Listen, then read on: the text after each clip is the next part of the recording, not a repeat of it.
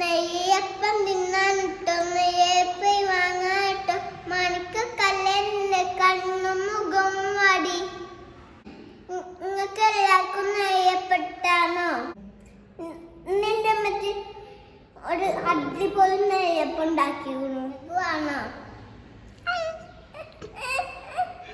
ഞാൻ ഉണ്ടാക്കി നോക്കണം കേട്ടോ. Channel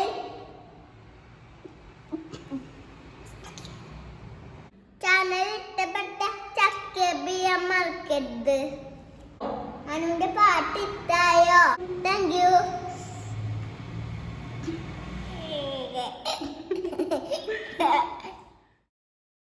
hello, welcome back to ladies planet. നുറുക്ക് ഗോതമ്പ് വെച്ചിട്ടുള്ള ഉണ്ണിയപ്പത്തിൻ്റെ വീഡിയോയിൽ മനുവിൻ്റെ വോയിസ് കേട്ടിട്ട് 1-2 കമൻസൊക്കെ വന്നിട്ടുണ്ടായിരുന്നു മനുവിനെ കാണിക്കാൻ വേണ്ടിയിട്ട്. അപ്പോൾ മനുവിൻ്റെ പാട്ടുകളൊക്കെ ഇൻക്ലൂഡ് ചെയ്തിട്ട് നമ്മൾ വേറൊരു ചാനൽ സ്റ്റാർട്ട് ചെയ്തിട്ടുണ്ട് കേട്ടോ, വ്ളോഗിന് വേണ്ടിയിട്ട്. ആ ചാനൽ സബ്സ്ക്രൈബ് ചെയ്യാത്തവരുണ്ടെങ്കിൽ ഒന്ന് സബ്സ്ക്രൈബ് ചെയ്ത് സപ്പോർട്ട് ചെയ്യുക. ലിങ്ക് ഞാൻ ഡിസ്ക്രിപ്ഷൻ ബോക്സിൽ കൊടുക്കാം. ഇന്ന് നമ്മൾ ചെയ്യുന്നത് നുറുക്ക് ഗോതമ്പ് വെച്ചിട്ട് 5 മിനിറ്റ് കൊണ്ട് തന്നെ ഉണ്ടാക്കാൻ പറ്റുന്ന ഒരു അടിപൊളി നെയ്യപ്പമാണ് കേട്ടോ. ഈ നെയ്യപ്പം ഒരു 4 ദിവസത്തോളം കേടുകൂടാതെ ഇരിക്കുകയും ചെയ്യും. നമ്മൾ ഉണ്ണിയപ്പം ഇപ്പോൾ 2-3 ദിവസം മുമ്പ് ചെയ്തിട്ടുണ്ടായിരുന്നു. ഉണ്ണിയപ്പം അതുപോലെ തന്നെ കേട്ടോ, 2-3 ദിവസം കേടുകൂടാതെ ഇരിക്കും. പഴമൊക്കെ ചേർത്തിട്ടുണ്ടെങ്കിലും കേടുകൂടാതെ ഇരിക്കുന്ന ഒരു ഉണ്ണിയപ്പമാണ്. നമ്മളിപ്പോൾ ഉണ്ടാക്കി നോക്കി കഴിച്ചു നോക്കിയിട്ടാണ് കേട്ടോ പറയണത്.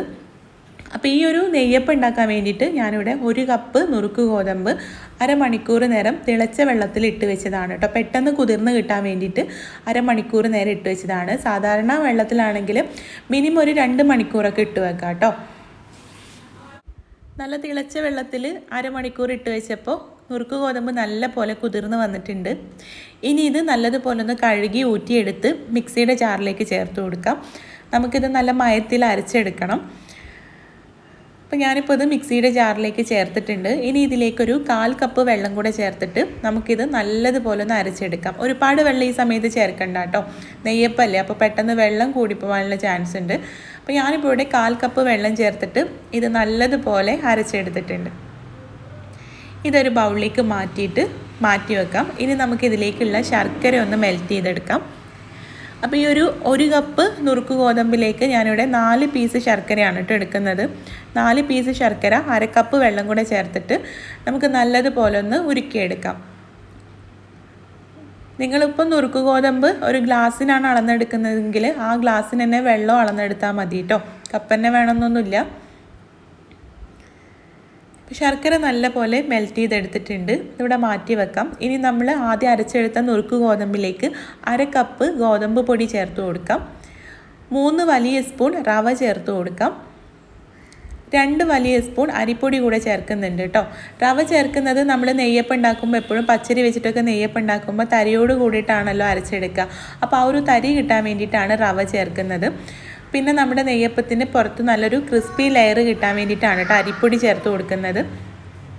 ഇതിലേക്ക് 1 നുള്ളു ഉപ്പും കൂടെ ചേർത്തിട്ടുണ്ട്. എല്ലാം കൂടെ നല്ലതുപോലെ ഒന്ന് മിക്സ് ചെയ്തെടുക്കാം.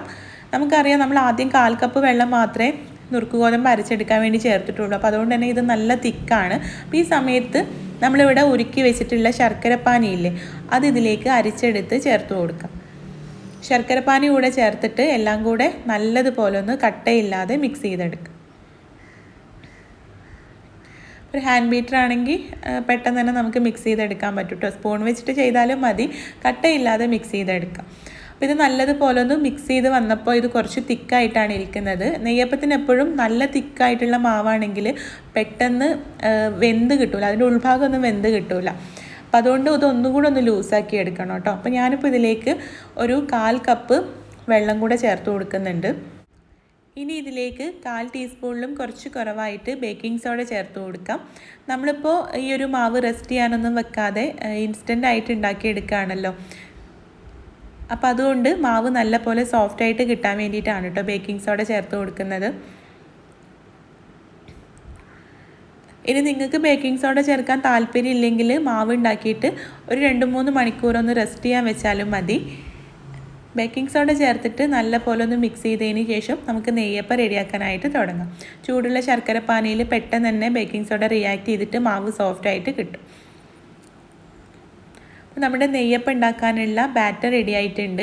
അപ്പോൾ ഈ ഒരു ബാറ്ററിൻ്റെ കൺസിസ്റ്റൻസി എന്ന് പറയുന്നത് നിങ്ങൾക്ക് കാണാൻ പറ്റുന്നുണ്ടാവും. ഞാൻ കാണിച്ചു തരാം, കണ്ടോ, ഈ ഒരു കൺസിസ്റ്റൻസിയിലാണ് കേട്ടോ. നമ്മൾ ശർക്കരപ്പാനി ഉണ്ടാക്കാൻ 1/2 കപ്പ് വെള്ളം, ആദ്യം 1/4 കപ്പ് വെള്ളം, പിന്നെ മൊത്തത്തിൽ നമ്മൾ 1 കപ്പ് വെള്ളമാണ് കേട്ടോ ഇതിലേക്ക് ചേർത്തിട്ടുള്ളത്.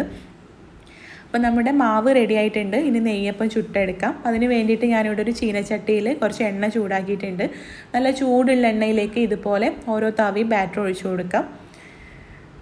അപ്പോൾ നമ്മൾ എത്ര എണ്ണയിൽ ഫ്രൈ ചെയ്തെടുത്താലും നെയ്യപ്പം അടിഭാഗം ഒന്ന് ചൂടായി വരുമ്പോൾ പൊങ്ങി വരും. അപ്പോൾ ഒരു തവി വെച്ചിട്ട് മുകളിലേക്ക് ഇങ്ങനെ എണ്ണ ആക്കി കൊടുക്കുകയാണെങ്കിൽ ഒന്നുകൂടെ പൊങ്ങി കിട്ടും കേട്ടോ. നിർബന്ധമൊന്നുമില്ല. ഇതുപോലെ എണ്ണ ഒഴിച്ചു കൊടുക്കുകയാണെങ്കിൽ ഒന്നുകൂടെ നല്ലതാണ്. എന്നിട്ട് നമുക്ക് തിരിച്ചും മറിച്ചും ഇട്ട് ലോ ഫ്ലെയിമിൽ വെച്ചിട്ട് നല്ല പോലെ ഒന്ന് ഫ്രൈ ചെയ്തെടുക്കാം. ലോ ഫ്ലെയിമിൽ വെച്ചിട്ട് തന്നെ ഫ്രൈ ചെയ്യണം കേട്ടോ. കാരണം ഉൾഭാഗമൊക്കെ നല്ല പോലെ വെന്ത് കിട്ടണമെങ്കിൽ തീ വളരെ കുറച്ച് വെച്ചിട്ട് തന്നെ ഫ്രൈ ചെയ്തെടുക്കണം. അങ്ങനെ നമുക്ക് തിരിച്ചും മറിച്ചും ഇട്ട് നമ്മുടെ നെയ്യപ്പം റെഡിയാക്കിയെടുക്കാം. ഇത് ഫസ്റ്റത്തെ നെയ്യപ്പാണ് കേട്ടോ. ആദ്യം ഉണ്ടാക്കുമ്പോൾ എപ്പോഴും കുറച്ച് അങ്ങോട്ടും ഇങ്ങോട്ടൊക്കെ വാലും കാണാനൊരു ഭംഗിയൊന്നും ഉണ്ടാവില്ല. പിന്നെ ശരിയായിട്ട് കിട്ടും.